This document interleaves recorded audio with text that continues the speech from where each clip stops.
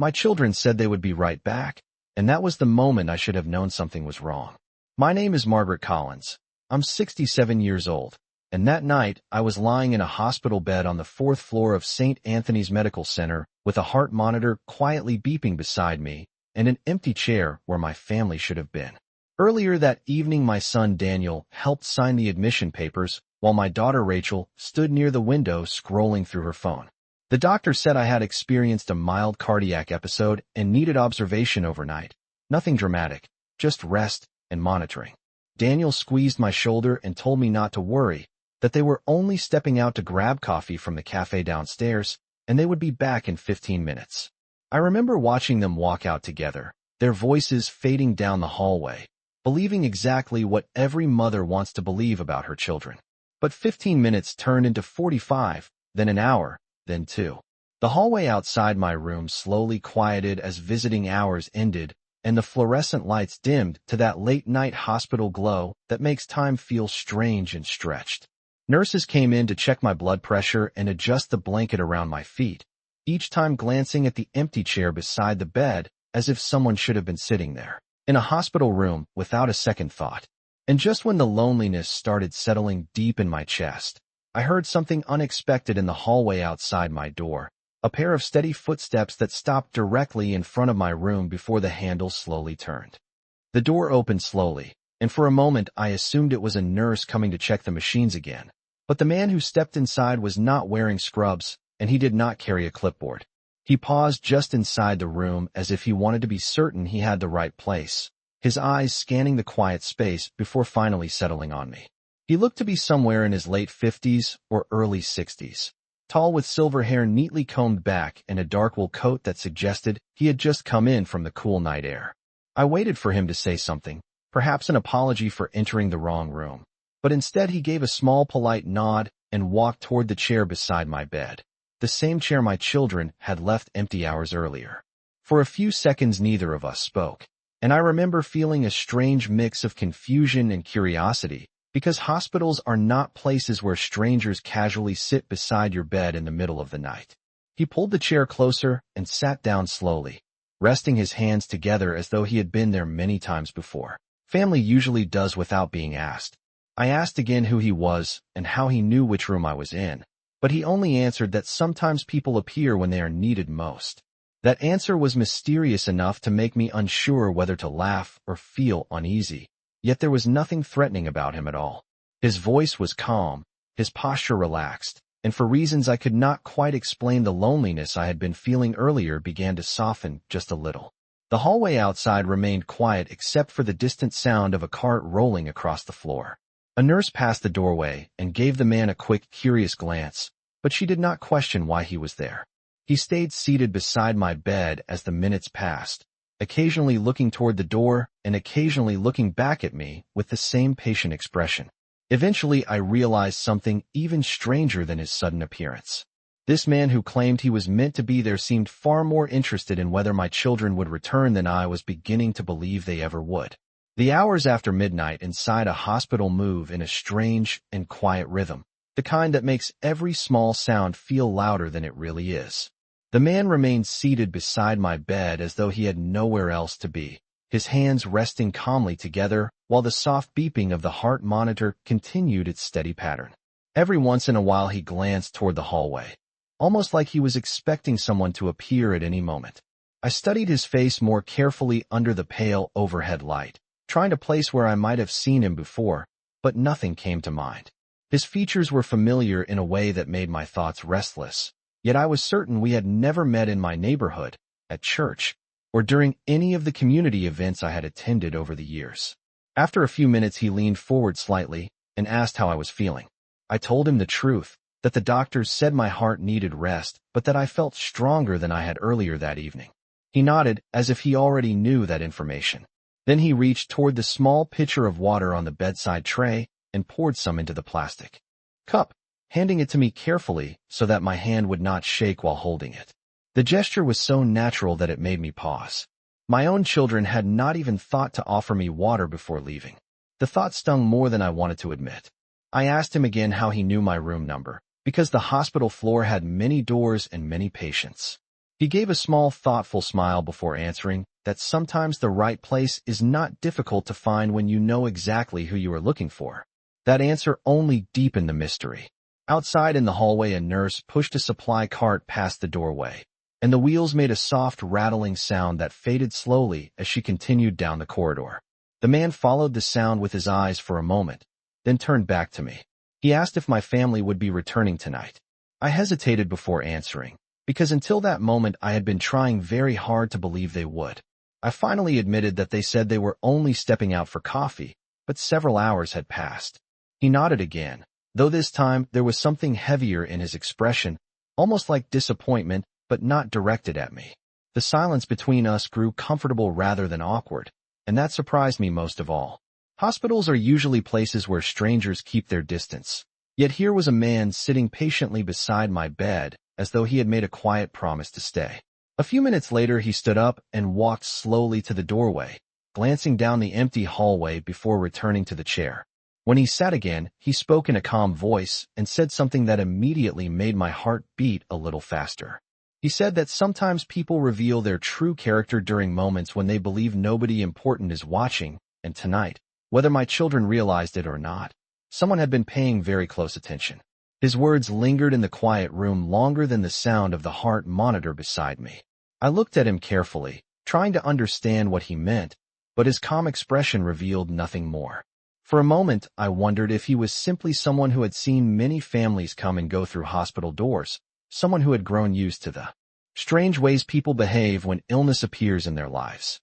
Still, the way he spoke made it sound as though this night had been expected long before I arrived in this room.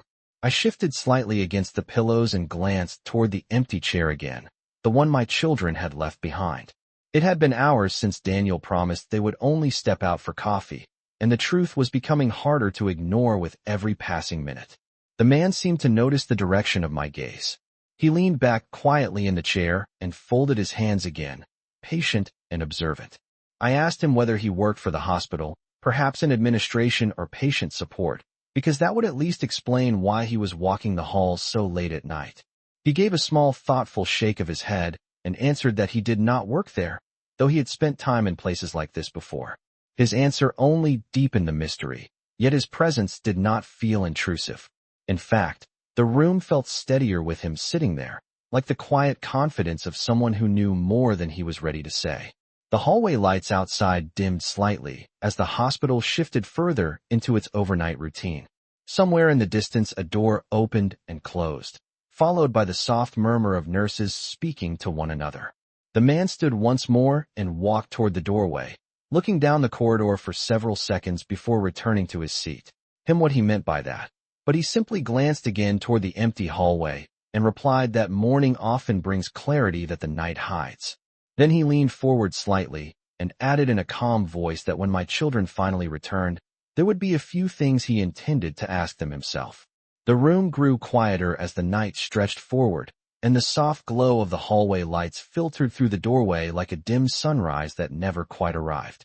The man remained beside my bed with the same calm patience he had shown since the moment he stepped into the room.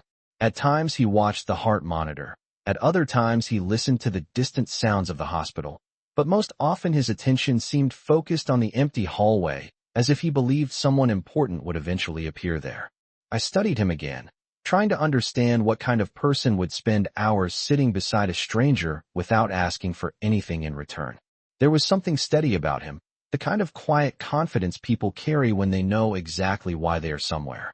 After a while he asked whether I was comfortable and gently adjusted the pillow behind my shoulders so I could sit a little higher. The gesture reminded me of something Daniel used to do when he was younger, back when he still visited often enough to notice small details like that. The memory made my chest feel tight, though I told myself it was only the strain of the evening. The man seemed to notice the change in my expression. He spoke softly and said that sometimes a long night gives people too much time to think about things they usually avoid. I gave a small nod because I knew he was right. When you reach my age, you begin to measure life differently. 67 years passes quickly when you look back at it, especially when most of that time has been spent trying to make sure your children are safe, comfortable, and supported. I told him about the small house outside Columbus where Daniel and Rachel grew up, about the backyard where they used to play during summer afternoons, and the kitchen table where we shared countless dinners. As I spoke, he listened carefully, never interrupting, almost like someone studying the details of a story that mattered, more than it seemed. When I finished, he leaned back in the chair again and folded his hands, his expression thoughtful. He asked if my children knew I had been admitted to the hospital. I told him that Daniel drove me there himself, and that Rachel met us shortly after the doctor finished the initial examination. The man raised his eyebrows slightly at that answer, as if confirming something in his mind. Then he glanced toward the clock on the wall, which now showed that it was well past 2 in the morning. The hospital floor was nearly silent except for the quiet movement of a nurse passing by the doorway. The man watched the hallway for another moment before turning back to me. His voice remained calm, but there was a seriousness beneath it that I had not heard before. He said that sometimes people reveal their priorities in ways they never intended, especially when they believe nobody is paying attention. I asked him again why he seemed so certain my children would return. He gave a faint smile and answered that eventually people come back when they realize someone important is waiting for them. Then he added something that made the quiet room feel suddenly heavier. He said that when Daniel and Rachel did walk through that door, the conversation waiting for them might be very different from the one they expected. The night slowly gave way to the quiet gray light of early morning, the kind that slips through hospital windows before the city outside has fully woken up. I noticed the faint change in the sky beyond the glass while the steady rhythm of the heart monitor continued beside me. The man was still sitting in the same chair, just as calm and patient as he had been hours earlier. At some point, a nurse had come in to check my temperature and blood pressure, and she briefly glanced at him as though she wondered who he was, yet she did not question his presence. Perhaps it was the way he carried himself, confident but respectful, the kind of presence that made people assume he belonged wherever he happened to be. I had almost grown used to the quiet companionship when suddenly voices echoed faintly down the hallway.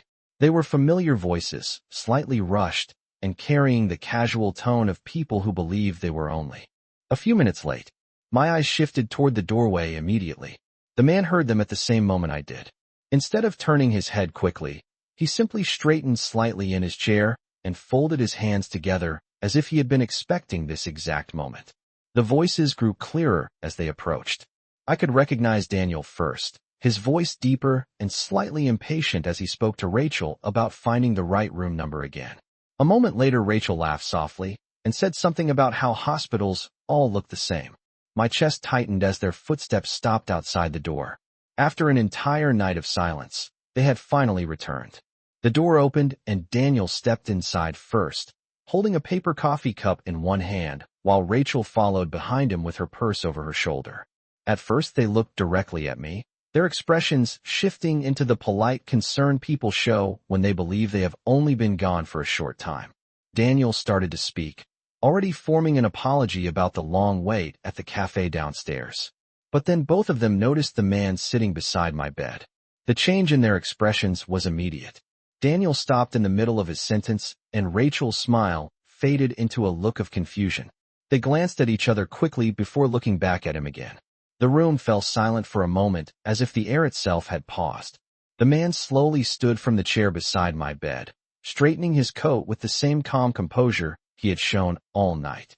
He did not appear surprised to see them at all.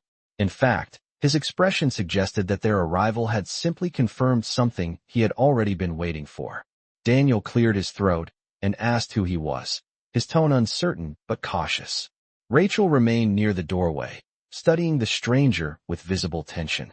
The man looked at both of them for several seconds before answering. His voice was calm, measured, and unmistakably confident as he spoke. He said that he had been waiting a long time to meet them, and that after everything he had just witnessed during the night, there were a few important questions he believed they needed to answer. Daniel's question hung in the air for a moment, but the man did not rush to answer. Instead, he studied both of them with the same calm patience he had shown throughout the night. My son shifted his weight slightly, still holding the coffee cup in his hand, while Rachel stepped a little further into the room and closed the door behind her. The quiet click of the handle seemed louder than it should have been. The man looked from Daniel to Rachel and then briefly toward me before speaking again in that steady voice. He said that before introductions were necessary, he wanted to understand something simple. He asked them how long they believed their mother had been sitting alone in this hospital room. Daniel frowned slightly, as if the question caught him off guard. He gave a quick glance toward me, and then back at the man before answering that they had only stepped out for a short while to get coffee and handle a few things downstairs. Rachel nodded beside him, adding that the hospital had been busy and that it took longer than expected. The man listened without interrupting, though his expression suggested he was measuring every word. When they finished speaking, he slowly walked toward the window and looked out at the early morning light beginning to brighten the sky above the city. Then he turned back toward them and calmly explained that he had been sitting in that chair since shortly after midnight. The room became very still. Daniel's eyebrows lifted in surprise, and Rachel's confident posture stiffened slightly. The man continued speaking in the same even tone. He described the long hours of the night, the silence in the hallway, and the empty chair beside my bed that never once held a family member until now. Daniel opened his mouth as if to respond, but hesitated. Rachel crossed her arms and said they had intended to come back sooner, but that things sometimes take longer than expected. The man nodded slowly, though there was something thoughtful in his eyes that suggested he was not convinced by the explanation. He stepped back toward the chair and rested one hand on the back of it as he spoke again. He said that hospitals have a way of revealing what people truly value, especially during long nights when someone vulnerable is waiting for support. Daniel shifted uncomfortably and placed the coffee cup on the small table near the bed, while Rachel glanced briefly toward me as though hoping I might say something to ease the tension. But I remained quiet, watching the exchange with growing curiosity. The man then looked directly at both of them and said that the question was not really about coffee or delays. The real question, he explained calmly, was whether they believed their mother deserved to spend an entire night in a hospital room without the presence of her own family. Daniel's shoulders tightened slightly, and Rachel's expression changed from confusion to something closer to unease. The man waited a moment before continuing, his voice still controlled, but carrying a weight that made the room feel smaller. He said that their answer would matter more than they realized, because before the morning was over there were several decisions that depended very much on how they chose to explain what had happened during this very long night. Daniel and Rachel stood silently for several seconds after the man finished speaking, and I could see the uncertainty spreading across their faces. The confidence they had walked into the room with earlier was slowly fading. Daniel rubbed the back of his neck as if trying to think of a better explanation, while Rachel shifted her weight near the door, clearly uncomfortable with the direction the conversation had taken. The man did not raise his voice or show any anger. Instead, he remained calm, the same quiet composure he had carried throughout the night, and somehow that made his presence feel even more serious. After a moment, Daniel cleared his throat and tried again. He said they never meant to leave their mother alone for so long, and that they had simply assumed she would be sleeping most of the night anyway. Rachel nodded quickly and added that hospitals have nurses and staff everywhere, so it was not like their mother had truly been alone. The man listened carefully to every word, his eyes steady as though he was measuring not just what they said, but how they said it. When they finished speaking, he paused for a moment before responding. He said that what they were describing sounded less like concern and more like convenience. The quiet sentence seemed to land heavily in the room. Daniel frowned and looked as though he might argue, but the man continued speaking before he could interrupt. He explained that during the night he had watched their mother struggle with fear, uncertainty, and the loneliness that often comes when someone is placed in a hospital bed for the first time in years. He spoke about the small moments they had missed, the way she stared toward the door hoping to see her children return, the way the empty chair beside her bed remained untouched for hours. Rachel looked down at the floor while he spoke, and Daniel shifted his gaze toward the window, as if the early morning light had suddenly become very interesting. The man then rested his hand lightly on the back of the chair again, and said something that made both of them look up at him quickly. He said that the reason he had stayed in the room all night was not simply because he happened to walk by. He had come to the hospital with a very specific purpose.